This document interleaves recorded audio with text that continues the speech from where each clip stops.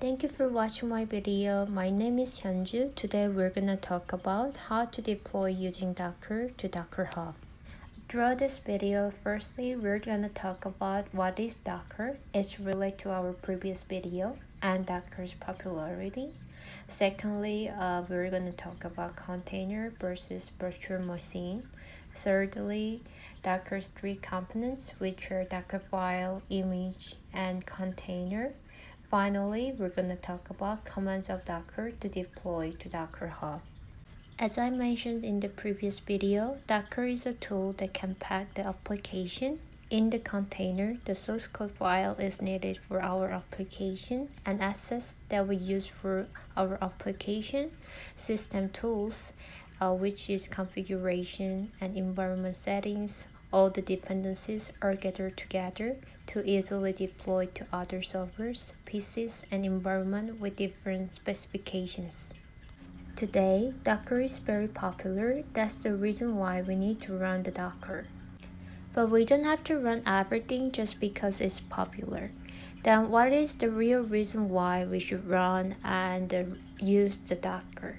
For example, Node.js, when we simply deploying our source code files to the server, has a problem running the application. If we use Node.js and npm external libraries, we also need to set up multiple dependencies and configurations or environmental variables.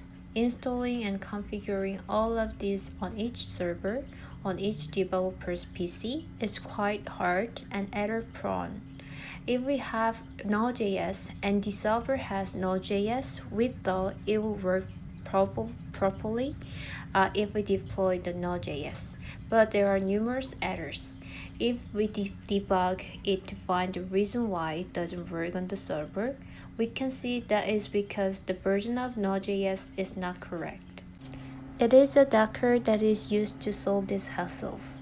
This Docker container contains not only our app.js, but also various settings and files such as Node.js, configurations, npm, dependencies, and all the assets for them to function normally. The Docker container includes everything in the runtime environment to run the application. So at this point, we can think about the virtual machine and container of Docker is similar. But the thing is, container is a slightly lighter concept of the virtual machine.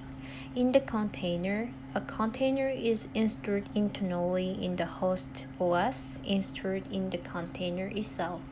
And individual containers are created so that each application can be run in an isolated environment. The biggest differences here is that if the VM has installed OS, the container shared host OS without installing OS. However, in order to use this container, a container engine is used the engine that called host OS. The most frequently used the engine is the Docker engine. To use Docker, we need to understand Docker's three components. First thing is Dockerfile. It is a kind of recipe. It has coffee file, dependencies, set environment variables, run set of script. Dockerfile is a textual file that stores how to configure the infrastructure in the form of the code and allows you to create your own image using Docker build. Images created in this way will be in an immutable state that cannot be changed.